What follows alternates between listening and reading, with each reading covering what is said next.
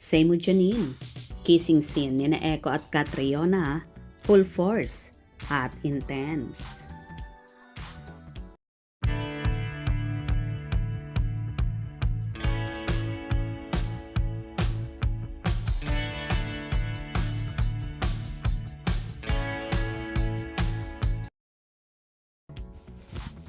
In a nutshell, malinis at classy ang pagkakalatag ng pelikulang The Loved One, starring Jericho Rosales and Ann Curtis.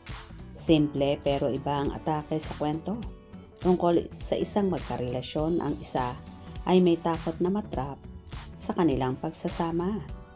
Si Ann ay isang anak mayaman na na-inlove sa isang ordinaryong lalaki. Passionate ang kanilang pagmamahalan at nakapag-adjust sa isa't isa. Ngunit may pagkakataong may hinahanap si Ellie. Ann, hindi siya nakokontento at parang nasisigipan, kaya kailangan niyang umalis at sundin ang gustong gawin.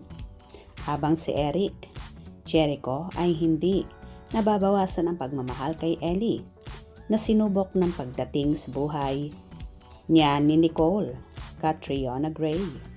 Pero napigilan si Eric na magkaroon ng mas malalim na relasyon kay Nicole na kasama niya sa trabaho. Nagkaroon ng messy situation, kaya sinubukan nilang Eric at Ellie ayusin ang pagsasama at magkaroon ng anak. Mahusay sina Jericho at Ann. Komportable sila kahit sa mga love scene. Walang inhibitions ang pagkakaganap.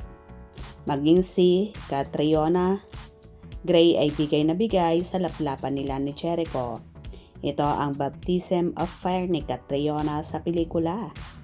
Idinirect ito ni Irene Villamor na bukod sa pagiging bida sa pelikula, executive producers din sina Jericho at Ann with Viva Films and Cornerstone. Maganda rin ang playdate abot sa Valentine's Day. Kaya dumagsa ang mga manonood. Halos puno ang sinihan nang manood kami na bihirang mangyari sa Tagalog films. Maganda ang mga reviews of words of mouth, kaya inaasahang dadagsain pa ito ng mas maraming manonood lalo na at long weekend hanggang bukas. Walang pasok ang Chinese New Year. Nakadepende talaga sa kwento ang pelikula. Yung magaang kwento na hindi mo pag-iisiping masyado ang manonood at walang pretensyon na pang matalino ang kwento.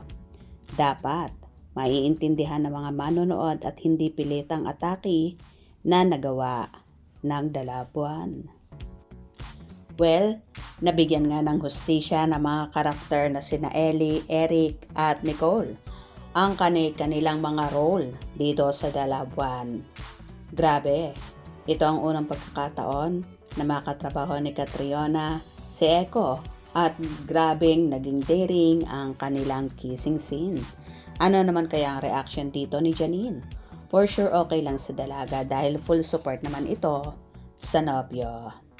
Kung nagustuhan nyo ang video na ito, comment down below.